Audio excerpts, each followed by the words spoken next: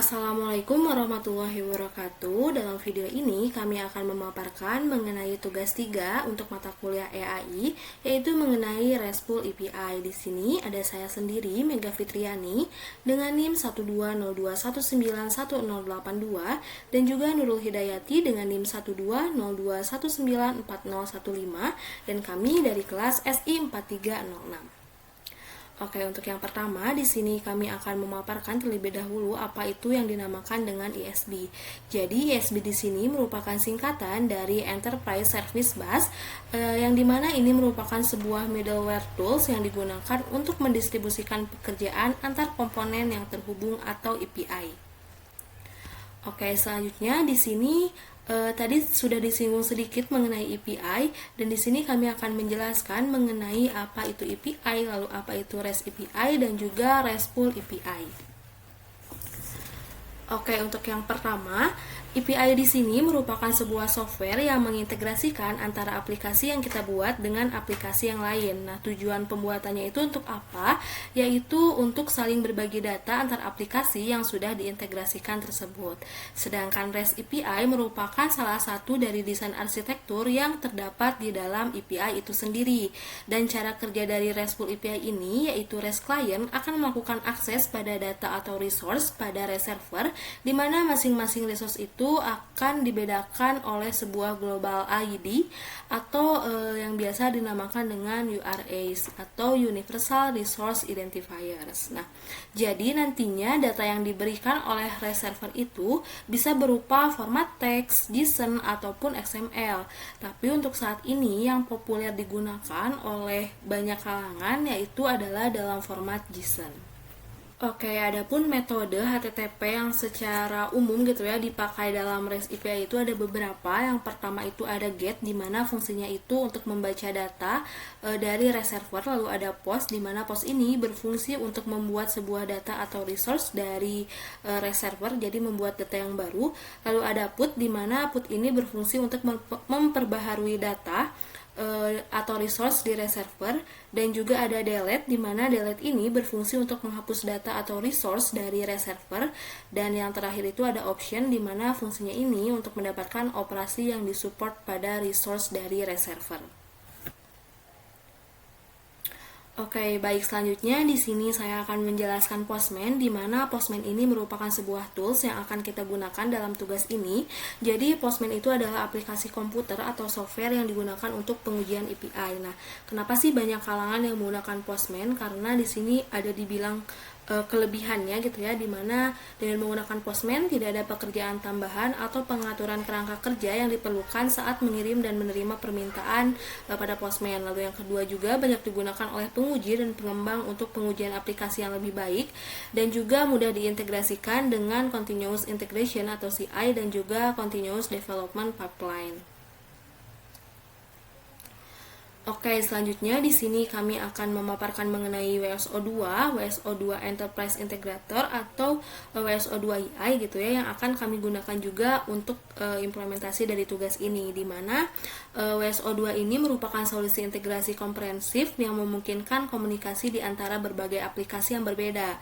Nah, di mana aplikasi akan berkomunikasi secara langsung satu sama lain dalam berbagai formatnya. Jadi setiap aplikasi hanya berkomunikasi dengan WSO2 EI yang bertindak terutama sebagai ISB untuk menangani transformasi dan routing pesan ke tujuan yang tepat. Oke, dan di sini dari WSO2 ditawarkan beberapa fitur gitu ya. Yang pertama itu ada message routing, lalu ada transformation, ada message mediation, lalu ada juga service orchestration dan juga service and API hosting. Oke, dan di sini merupakan ERD, di mana kami mengambil studi kasus yaitu mengenai inventory, dan dapat dilihat ada 6 entitas yang akan dipakai, yaitu ada sales, product, location, stock, user, dan juga product sale, di mana setiap entitas ini memiliki beberapa atribut, dan di mana atributnya itu ada yang sebagai primary key ataupun foreign key-nya. Oke, dan di sini kami menggunakan PHP MyAdmin untuk menggambarkan skema dari database-nya, dan berikut merupakan skema dari database yang telah kami buat. Oke, untuk selanjutnya adalah pengujian API menggunakan Postman yang akan dijelaskan oleh rekan saya. Saya akan menjelaskan sekilas tentang codingannya. Kita menggunakan PHP di Laravel. Nah, pastikan pertama-tama itu kita cek dulu di entry-nya. Pastikan di DB database ini sudah masuk database kita yang telah kita buat dengan nama inventory. Kita bisa lihat di php-admin, yaitu database yang kita buat tadi bernama inventory ya.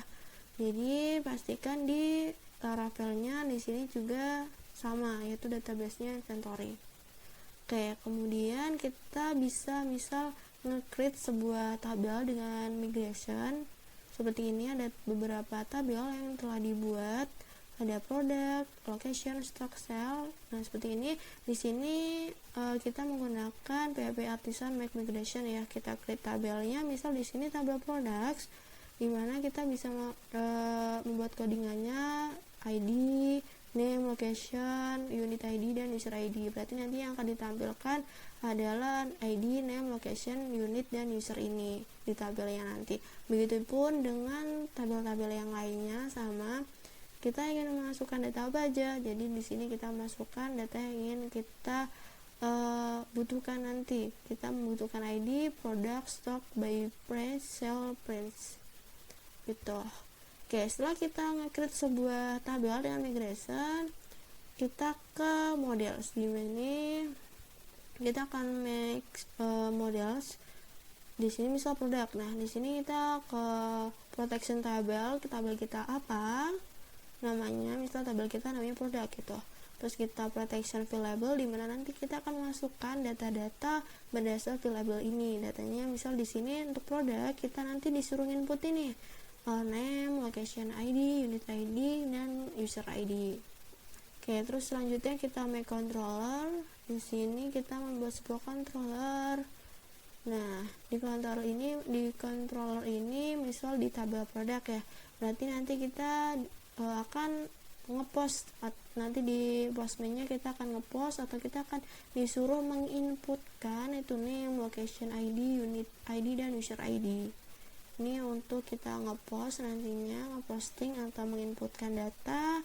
Terus di sini kita akan show untuk public function show itu untuk menampilkan. Nah, di postman nanti kita menggunakan get ya untuk mendapatkan data dari satu tabelnya. Kita menggunakan codingan ini.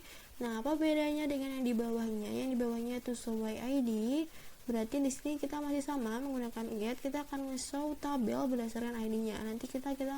Jadi nanti kita akan memanggil ID-nya, lalu kita akan menampilkan data dari si ID tersebut. Oke, selanjutnya update by ID. Di sini nanti di postman berarti kita akan menggunakan put untuk mengupdate-nya. Ini update berdasarkan ID. Misalnya kita ingin mengupdate dengan ID 11 atau ID 1, maka nanti akan berubah data dengan ID 1 atau ID 11. Seperti itu. Oke, kemudian yang terakhir adalah public function delete, dimana di delete ini berarti untuk menghapus. Di postman itu sama, yaitu delete berdasarkan ID-nya. Jadi nanti misal ID 1 ingin kita hapus, berarti kita menggunakan delete / ID-nya berapa gitu. Oke, yang terakhir yaitu di API PHP. Nah, untuk di sini misal di produk ini bisa kita root, kita ngepost ya, di sini memposting. Nah, nanti cara ngepostingnya berarti tinggal kita IP atau URL-nya /product. Nanti kita memanggilnya caranya seperti ini. Terus misal kita ingin get atau ingin menampilkan, berarti nanti kita tinggal URL-nya /product seperti ini. Get yang satu bedanya yang ini yaitu kita ingin menampilkan sesuai ID-nya, berarti nanti /product /ID-nya berapa. Nah, untuk put sendiri untuk mengupdate berarti nanti kita bisa memanggilnya dengan URL-nya /product /update /ID-nya berapa. Begitupun dengan delete sama, yaitu /product /delete karena kita ingin menghapus, terus di /ID-nya berapa. Ini untuk nanti kita cara memanggilnya. Begitupun untuk tabel yang lainnya sama, kita sesuaikan aja dengan namanya. Seperti itu. Dan jangan lupa sebelum kita ke postman, kita akan running terlebih dahulu. Gimana sih runningnya? Karena di sini kita menggunakan Laravel.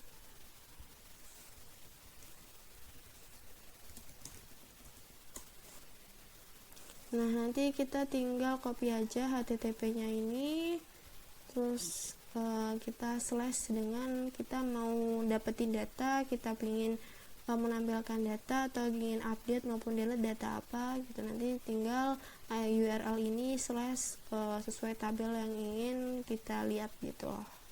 Oke, ini adalah tampilan dari Postman-nya. Kita akan menggunakan Postman ini untuk REST API-nya.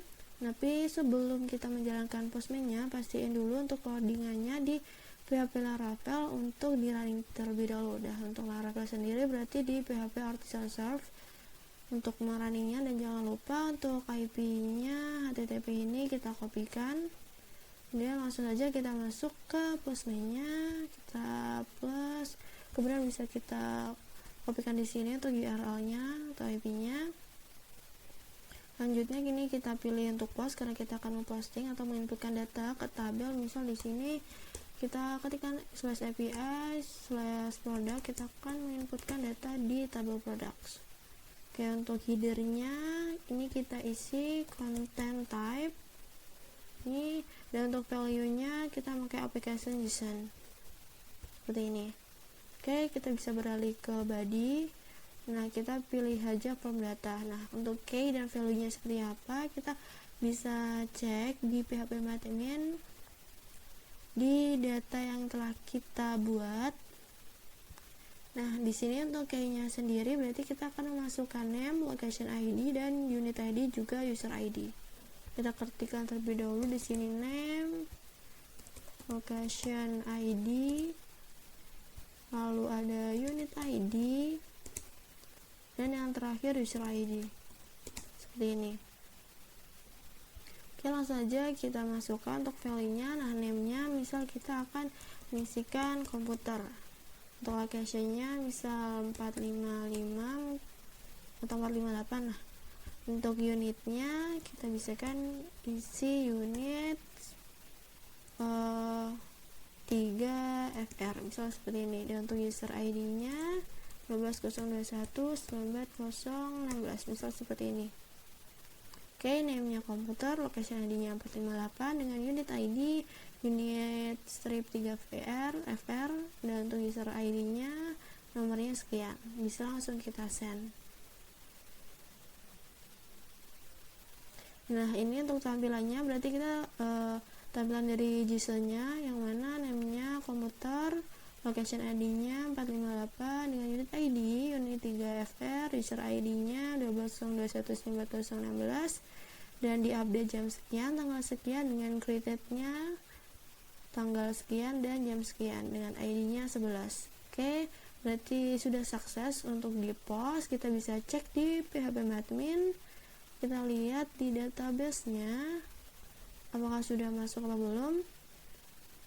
Nah, ini sudah masuk. Ini adalah yang kita post tadi, yang kita posting, dimana di sini terlihat ya ID-nya 11 dengan name komputer, location ID-nya 458 dengan unit ID-nya unit 3FR, dan user ID-nya. Bisa kita cocokkan seperti ini. Nah, apa yang kita inputkan tadi sudah masuk atau sudah terposting ke php-admin, ke database yang telah kita buat seperti ini. Oke, setelah kita mencoba untuk post, kita akan mencoba untuk get, dimana get ini kita akan mendapatkan value atau data dari suatu tabel. Tuh. Ini kita ganti menjadi get, kita akan melihat nih API atau data dari si tabel produknya. Ini kita unchecklist semuanya karena kita akan get atau mendapatkan atau melihat untuk show dari tabel yang telah kita buat. Kita send langsung. Nah, ini tampilan daripada tabel produknya. Ada ID 1 dengan name televisi, ada ID 2, ID 3, dan semua data-data yang ada di tabel produk. Kita bisa lihat di php-admin sama ya. Nah, di sini bisa kita lihat untuk di tabel produk itu menampilkan data-data sebagai berikut dari ID 1 sampai 11 dengan name, location ID, dan unit ID juga user ID sebagai berikut ini. Itu akan sama dengan apa yang ditampilkan di sini ya, di Postman-nya, dengan kita menggunakan get. Oke, dan get ini kita ada satu lagi di mana get ini berdasarkan ID. Kita akan memanggil berdasarkan ID-nya. Misal di sini dengan URL API dengan tabel produk slash kita misal akan menampilkan atau get show tabel dengan berdasarkan ID-nya. Misal kita lihat ya di ID 2 ini ada DVD, ada data-data tentang DVD. Oke, di sini kita coba kan produk dengan ID nomor 2. Kita bisa ketikkan di sini ID 2 atau angka 2. Kita send. Nah, akan muncul sebagai berikut ini ya, bahwa ID yang nomor 2 di tabel produk itu datanya sebagai berikut ini. Ada ID 2 dengan namanya DVD, location ID-nya 544 dengan unit ID-nya, unit strip 1 YG dengan user ID-nya 45022500834 dengan created at update-nya tanggal dan jam sebagai berikut ini. Berarti untuk get sudah berhasil berdasarkan tabel maupun di saat kita ingin menampilkan atau show tabel berdasarkan ID-nya gitu. Ini bisa kita coba lagi berdasarkan misal tadi kita mengpost dengan ID 11, maka kita ingin menampilkan data dengan ID 11. Bisa kita ketikkan 11 saja, kemudian kita send. Nah, berarti di database-nya, di API-nya kita menampilkan nih data dengan ID 11 dengan name sebagai berikut ini. Dengan location, unit ID dan data-data sebagai berikut ini sesuai apa yang kita panggil, ingin kita get, yaitu ID 11. Oke, setelah kita menggunakan get ini, kita akan mencoba untuk put, dimana put ini dia digunakan untuk mengupdate atau memodifikasi tabel berdasarkan ID-nya gitu. Misal kita nanti akan memodifikasi atau kita akan update nih di tabel produk yang ID-nya 11. Tadi kan kita udah ngepost nih, kalau ID 11 tuh ID-nya 11, name-nya komputer, location ID-nya 458 dengan unit ID-nya unit 3FR dan user ID-nya 2021994016.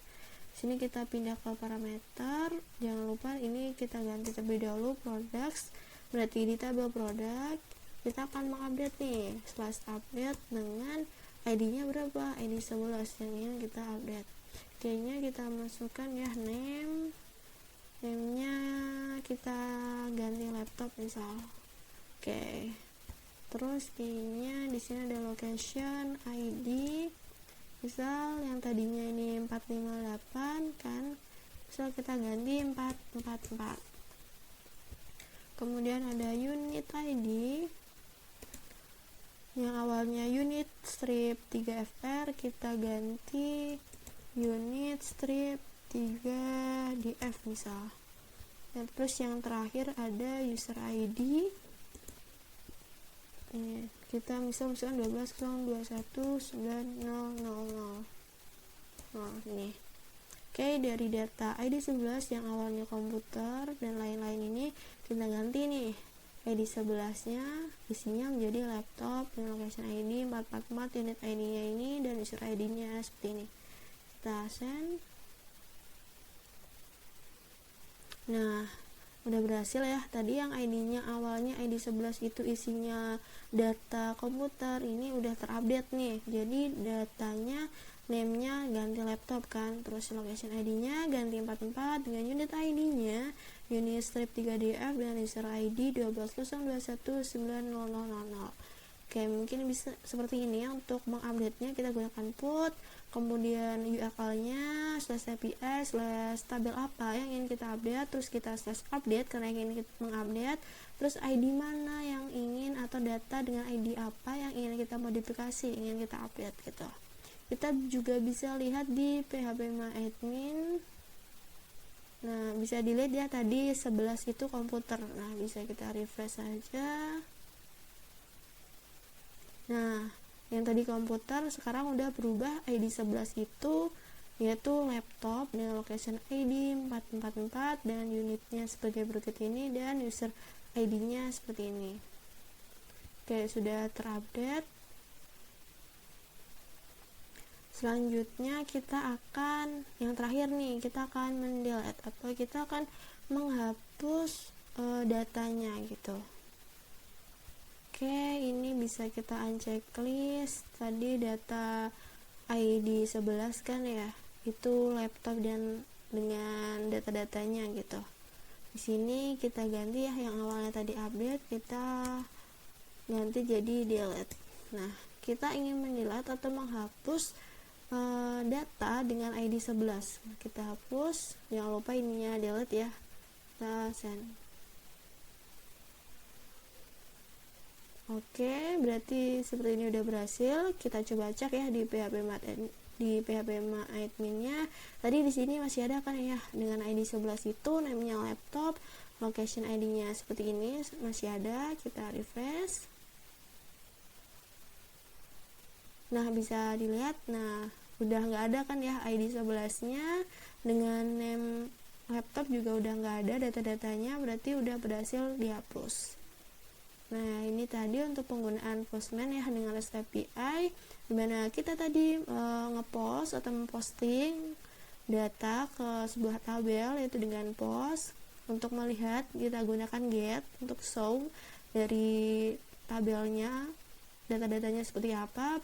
Begitu juga dengan berdasarkan ID-nya, jika kita misal ID 1, maka akan menampilkan data di ID 1 saja. Kemudian untuk put itu untuk mengupdate atau memodifikasi berdasarkan ID mana yang ingin kita update. Kemudian yang terakhir kita delete, yaitu untuk menghapus datanya. Oke, begitu juga untuk data-data yang lain atau tabel yang lain, kita bisa berlakukan hal yang sama untuk data location. Untuk data produk tadi kita udah coba ya, untuk data produk, untuk produk sale juga bisa kita lakukan hal yang sama. Untuk di sel ini juga sama, di setting seperti ini, di stok, dan terakhir di user. Kita bisa lakukan hal yang sama di Postman-nya dengan menggunakan get, put, dan post juga di delete seperti itu. Oke, baik, setelah tadi melakukan pengujian menggunakan Postman, di sini saya akan memaparkan secara singkat saja mengenai penggunaan WSO2. Di mana di sini saya telah membuat project dan saya telah membuat untuk REST API-nya. Bisa dilihat ya, di sini ada API-nya, di mana di sini saya telah drag and drop untuk mediatornya gitu ya, seperti log dan juga send-nya. Jadi kita bisa drag and drop-nya itu dari sebelah kanan ke dalam resource-nya itu. Oke, setelah itu di sini saya akan membuat untuk endpoint-nya. Jadi untuk membuat endpoint bisa klik kanan saja di sini. Lalu kita pilih new dan pilih endpoint. Lalu create a new, kita pilih next. Dan untuk endpoint name-nya kita pilih yang stock karena kita akan melakukan get pada stock. Untuk type-nya kita pilih yang HTTP. Lalu untuk URL-nya kita bisa ke Postman terlebih dahulu. Oke, di sini kita uji dulu nih yang stoknya ya. Kita coba, kita klik send. Oke, dan di sini didapatkan ya untuk data dari stoknya, ada ID 1 dan ID 2 seperti itu. Oke, lalu kita bisa copy aja URL-nya, lalu kita bisa paste di sini. Oke, untuk metodenya kita bisa pilih get saja. Oke, setelah itu kita bisa klik finish. Jadi untuk endpoint-nya itu berhasil dibuat dan pastikan URL-nya telah sama dan untuk metodenya itu sudah get. Oke, selanjutnya kita bisa pilih untuk ke API yang tadi, dan di sini endpoint-nya kita bisa drop ke bagian send-nya gitu ya. Kita masukkan saja sampai tanda checklist seperti itu. Nah, dan di sini sudah bisa diuji. Itu pengujiannya bisa pilih klik kanan, lalu pilih yang export project artifact. Lalu kita pilih yang tugas API config. Oke, pilih tugas API config dan klik finish seperti itu.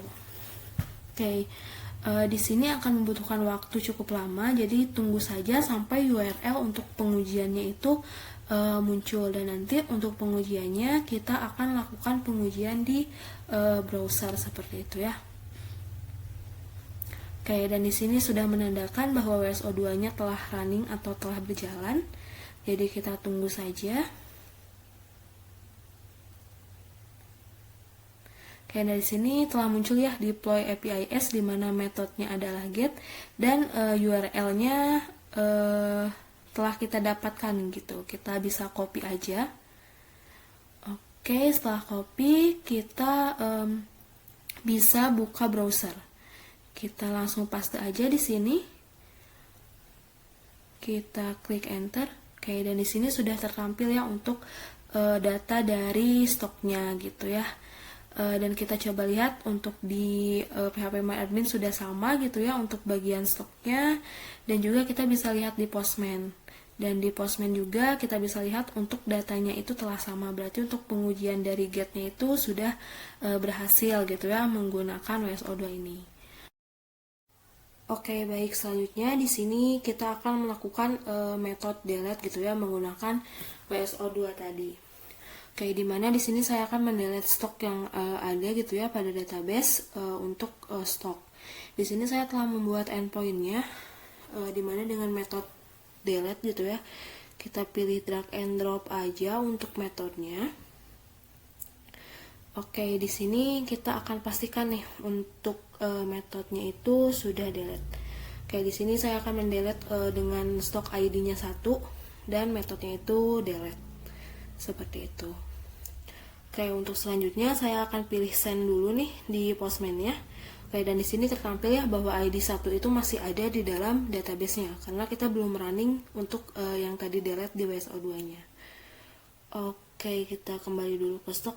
Oke, karena tadi sudah dibuat ya mengenai API-nya, maka kita di sini akan merunning saja untuk itunya.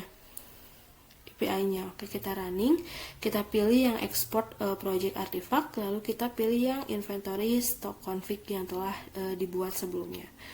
Oke, sudah, kita klik finish saja. Setelah itu kita tunggu seperti tadi sampai kita mendapatkan URL-nya. Oke, di sini ada deploy APIs-nya dengan get, dan URL-nya kita bisa langsung copy, lalu kita masukkan ke dalam website. Oke, kita copy dan kita enter aja. Oke, di sini ada ya untuk ID 1 dan stoknya dan lain-lainnya untuk atribut yang lainnya. Oke, di sini kita bisa lihat di PHP My Admin ada, tapi ini belum di refresh. Nah, kita refresh dulu. Oke, berarti sudah tidak ada gitu ya untuk ID stok dengan ID 1 tadi. Kenapa? Karena di sini tadi kita telah membuat metodenya itu menjadi delete. Jadi untuk pengujian WSO2 untuk delete-nya itu telah berhasil seperti itu. Dan kita cek di get, kita pilih send lagi. Oke, dan di sini juga kita bisa lihat ya sudah kosong gitu untuk stoknya. Berarti menandakan bahwa pengujian WSO2 untuk delete-nya itu telah berhasil. Oke, setelah melakukan untuk get dan delete tadi, sekarang kita akan mencoba untuk put dan juga post pada stok yang telah tadi kita buat. Oke, kita bisa ke stok inventory dulu, lalu kita bisa lihat template-nya ada product ID dan atribut yang lainnya. Lalu untuk metodenya kita bisa pilih post. Oke, sudah. Lalu di sini kita bisa tambahkan gitu untuk endpoint-nya untuk ke send-nya. Oke, bisa kita lihat untuk add parameternya, kita bisa akan mendapatkan product ID dan yang lain-lainnya.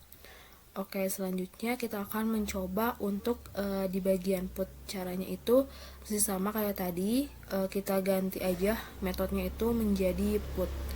Lalu di sini kita bisa mengganti gitu atau menambahkan yang baru gitu ya. Oke, caranya itu kita bisa lihat parameternya, lalu kita bisa ganti misalnya untuk produk ID-nya itu 8, terus stoknya itu 9. Terus untuk buy price-nya misalnya kita isi 200.000 gitu ya, dan untuk sell price-nya itu 300.000 gitu. Jadi langsung aja kita klik OK. Oke, mungkin cukup sekian pemaparan mengenai tugas API, tugas 3 API. Semoga bermanfaat. Wassalamualaikum warahmatullahi wabarakatuh.